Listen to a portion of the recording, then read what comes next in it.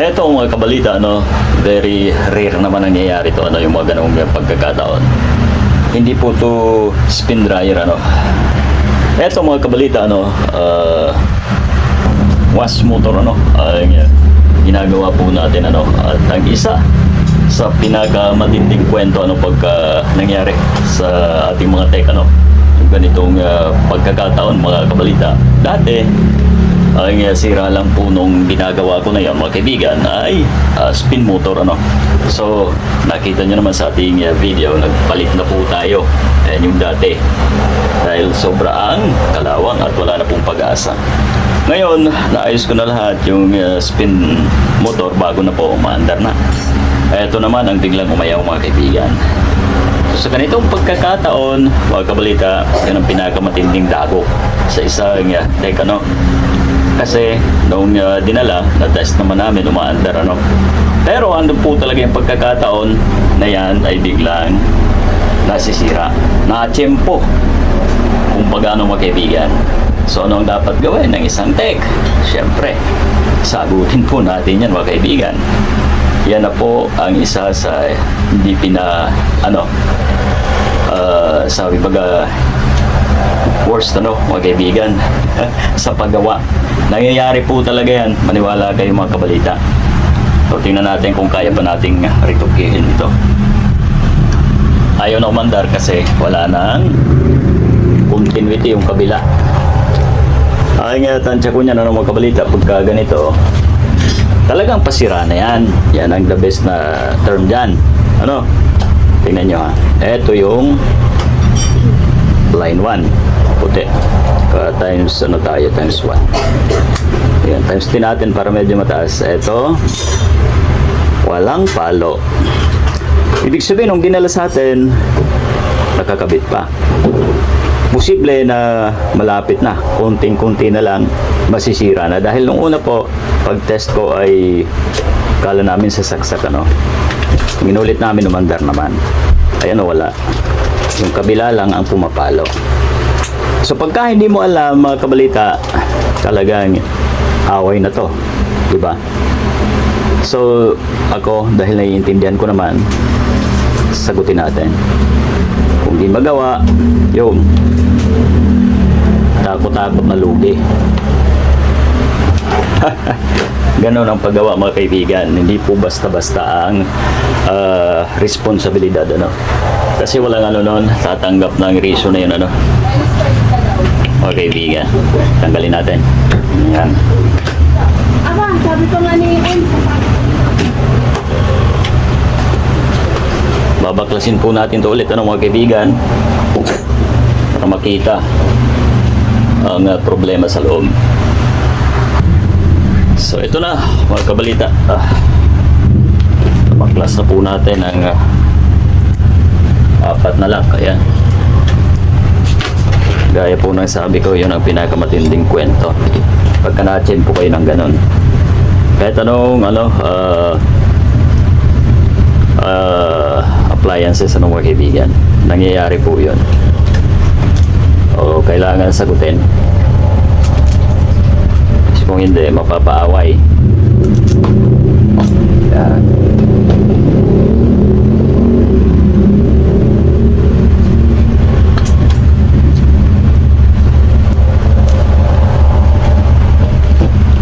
Check natin mga kabalita.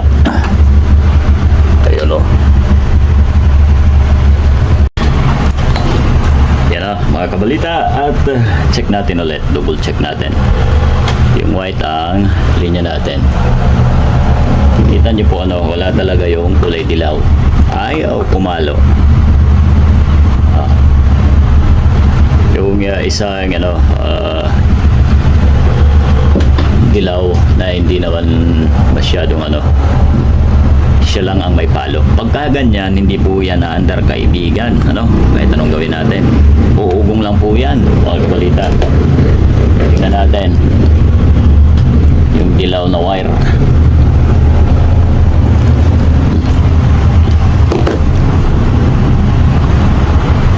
So yan mga kabalita, makikita nyo po na isang part na yan ay nangitim na So ang sama talaga ng timing ano. Dito pa nasira sa akin. Kasi ito ay hindi ano, hindi po siya copper. Kaya naman, kaunting tagtag niyan. Kung dati ay kumakapit pa ng kaunti, yari na.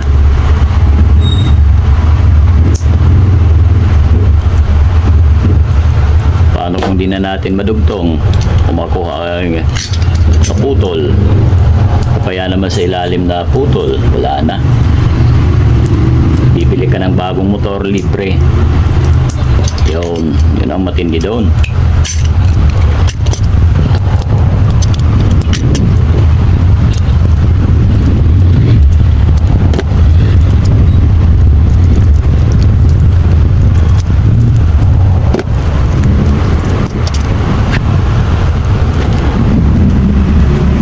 Yan, dahan sa pagbaklas. Yan ako po itim. Paano mo masabi yan, ano? Check lang natin yung isang wire, ano? Yung dilaw na dilaw.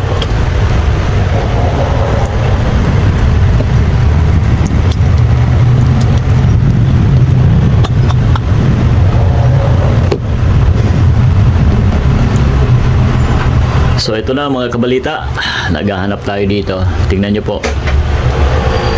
Yung time na dinala po sa atin ang washing, ano mga kaibigan, good pa yan. Pero hindi magtatagal, mga ilang araw lang po yan ay talagang pasira na po ang ating motor na ito. Ang pinakamatindi sa atin nasira, ano mga kaibigan. Sana man lang ay naiuwi muna, pero ganun pa rin ang sisi sa atin nun. Binablog po natin ano mga kaibigan dahil hindi po talaga naiiwasan yan ano. Kahit paano, magkaroon po tayo ng idea na walang technician na sasadyang sirain yan ano mga kaibigan. Nataon po yan mga kabalita. Kitang-kita nyo naman kung gaano inamag. Ayun o. Pagkasabihin nyo hindi ito yung dating motor, ito. Nahanap po sana yung dilaw kasi yun ang walang palo. So pagka ganyan naman, wala na po yan. Talagang sira na. Mga kabalita. Oh, yan. Sana may mapulot po tayong idea dito sa pagitan ng manggagawa at nung nagpapagawa mga kaibigan. Nangyayari po yung ganung bagay. Kahit hindi sa washing ano, kahit sa TV, ano pa man appliances.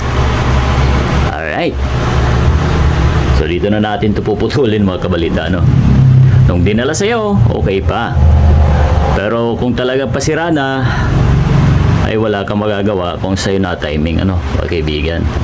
Dahil kung tatagal pa talaga isang unit, o ano mga appliances yan, tatagal yon. Eto wala na. Eto mga kabalita ay talagang wala na tong pag-asa sa dami ng amag. At kita nyo naman kung ilang hipla ang naputol ano dyan mga kabalita. Pero buti na lang at mayroon po tayong standby dito na motor din ano mga kaibigan. Mas makapal po yan. Kita nyo naman ano. Ito yung luma na natin po sa atin. Dito pa bumigay mga kaibigan. Napakasama naman. Pero okay lang yan. Ganun talaga ang manggagawa. Ang mahalaga ay sagutin natin. Ngayon test natin ha. Ang ating kinuha ko yung case niya no. Case nito, ito rin yun. Lagay ko dyan. Baklas tayo, kita nyo naman hindi na naka-rivet yan, naka-screw na o yan, ganyan ang ginagawa ko po pagka, kaya yung mga pinagpalitan natin hindi ko tinatapon agad, tine-check natin kung po pwede pa dahil sa mga pagkakataong ganito ay magagamit po natin mga kaibigan. Test natin ito, kuha muna tayo ng easy cord ano mga kaibigan para mas mabilis natin matest dito sa pagsaksak natin. Etong blue, ayan po, linya yan ano mga kaibigan.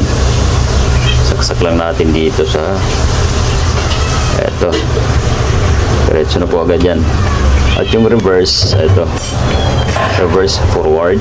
Bakit na ako na yung reverse? Alright. Ayan. Ito din po ano. Red. Ito yung capacitor natin ano mga kaibigan. Ayan. Dilaw lahat ano ang pang-wash dito. medyo mahaba ang video natin. Ayan yun na para detalyado din. So 9 microfarad. Okay. Ayan namang dalawang to, wala namang problema kasi parehas na susuplayan ho yan. Mga kaibigan, ano. Ayan. Ingat lang tayo para ito muna ilagay natin dyan. Okay. Kailangan din magdikit ha. Delikado yan.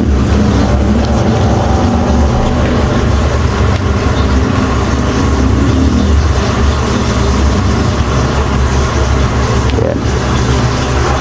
Yun. Ito sa capacitor din.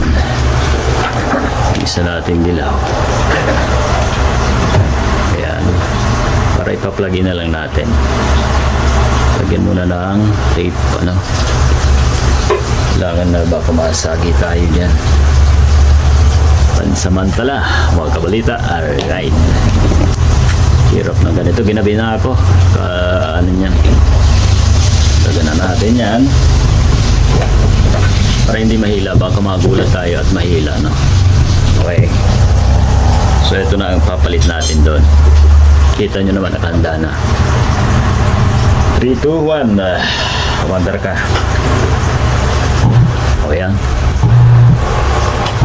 O. Tahimik pa yan. Ano mga kaibigan? Kabila naman. Kaya nagsabi ko parehas na sinusuplayan yan. Ano? Ito naman ang lagay natin sa linya. Kung kanina forward, reverse na ito mamaya. Ayan. Ito naman ang lalagay natin.